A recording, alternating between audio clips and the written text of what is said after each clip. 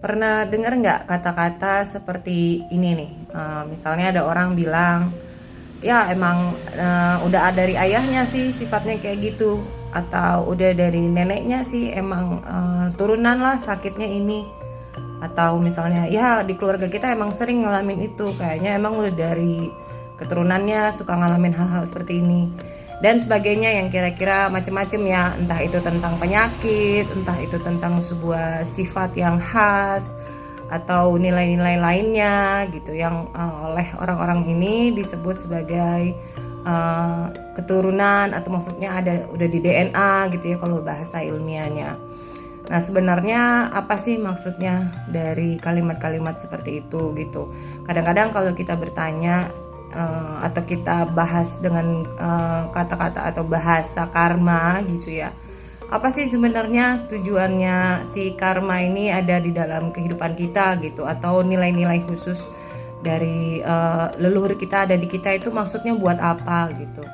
Nah, tanda-tandanya adalah kalau misalnya kita mempelajari ilmu spiritual ya, ilmu spiritual kuno, itu kan disebutkan bahwa memang di dalam kita itu, dan kita itu tidak hadir sendiri di bumi ini tanpa leluhur-leluhur kita.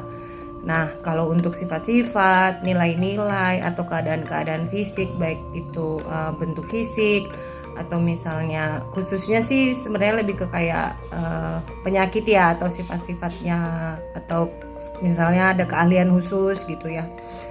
Itu sebenarnya gimana sih cara membedakannya? Apakah iya kita ngomong gitu aja terus di embrace gitu ya, atau diiyakan gitu? Cara mengukurnya itu sebenarnya ada. Jadi kalau misalnya nilai-nilai kita, atau misalnya ada hal-hal sifat misalnya gitu ya yang ada di kita, dan keadaan itu hanya menguntungkan kita tapi tidak menguntungkan atau membawa kebaikan bagi sekitar kita, misalnya keluarga kita, tetangga kita, ataupun sesama makhluk hidup, maka itu sebenarnya pesannya adalah sifat itu tuh harus diputus lingkarannya. Jadi jangan sampai diteruskan untuk diputus oleh keturunan kita, atau keturunan kita mengalaminya lagi, untuk dilewatinya lagi gitu, untuk jadi PR-nya dia. Karena kalau itu terjadi di kita, itu ada di kita, maka kitalah yang bertugas untuk memutusnya gitu.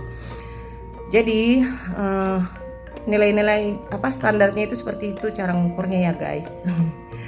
Maksudnya kalau hal-hal itu tidak membawa kebaikan bagi kolektif ya, kebaikan kolektif gitu, hanya untuk keuntungan kita, keuntungan keluarga kita, atau keuntungan kelompok kita gitu loh, tapi tidak untuk orang lain, tidak secara kolektif dia bermanfaat, membawa kebaikan tidak hanya bagi diri tapi sesama makhluk hidup, bahkan alam dan semesta, maka itu adalah pesan yang harus kita putus, nilai-nilai yang harus kita putus di kehidupan kita saat ini.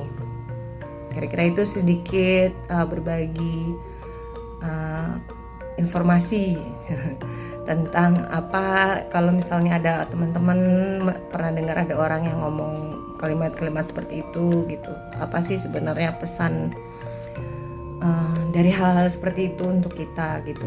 Terutama ini kita pakai untuk diri kita sendiri ya. Kalau kita melihat ke diri kita itu, apa sih nilai-nilai saya, sifat-sifat saya, atau stigma-stigma yang saya ciptakan atau yang ada di sosial kita, sekitar kita ya, yang ternyata hanya memberi keuntungan, tidak bagi keuntungan kolektif gitu. Nah, itu adalah PR setiap pribadi yang mengalami hal-hal tersebut, karena untuk setiap orang atau setiap masing-masing individu itu kan beda-beda. Jadi mari kita kembali mengingat lagi apa saja tugas kita di dunia ini untuk kehidupan.